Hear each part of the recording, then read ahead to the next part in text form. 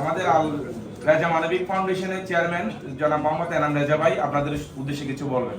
প্রথমত ধন্যবাদ জানাচ্ছি সাংবাদিক বন্ধুদেরকে। এই ক্লান্তি লগ্নে আপনারা যে ওনাদের পাশে দাঁড়িয়েছেন এটার জন্য স্যাটেলাইট মিডিয়া, প্রিন্ট মিডিয়া প্রত্যেকটা সাংবাদিক ভাইদেরকে ধন্যবাদ জানাচ্ছি।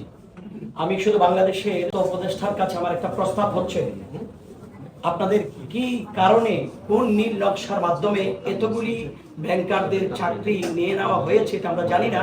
তবে একটা জিনিস বলবো, মিডিয়ার মাধ্যমে আপনারা শুনবেন, যারা ওখানে আছেন, ম্যানেজমেন্টে আছেন ইসলামী ব্যাংকে, আপনাদের উদ্দেশ্যে একটা কথা, আজকে 5,500 পরিবার, ওনাদের ছোট্ট ছোট্ট মাসুম বাচ্চারা প্রতি মাসের শেষ দিকে বাবা হাতে করে ফল ফ্রুট আনবে, ওদিক তাকাই থাকতো, এই বাচ্চাদের খাবার আনবে তাকাই থাকতো।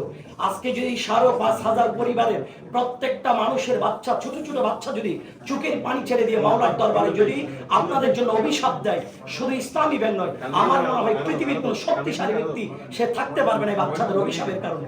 আমি বলবো অনতি বিলম্বে ওনাদেরকে যেন চাকরিতে পুনর্বহাল করা হয়, এই দাবি মাননীয় প্রধান উপদেষ্টা সহ এবং আপনার অর্থ উপদেষ্টার কাছে আহ্বান জানাচ্ছি এবং সাংবাদিক বন্ধুদেরকে আহ্বান জানাচ্ছি, দাওয়াত দিচ্ছি আগামীকাল বিকাল 3টায় এই প্রেস ক্লাবে চট্টগ্রাম সচেতন নাগরিক পরিষদের ব্যানারে আমরা আমাদের ব্যাংকার ভাইদের পক্ষে, ওনাদের দাবি আদায়ের পক্ষে আমরা একটা মানববন্ধন এবং বিক্ষোভ মিছিলের আয়োজন করেছি।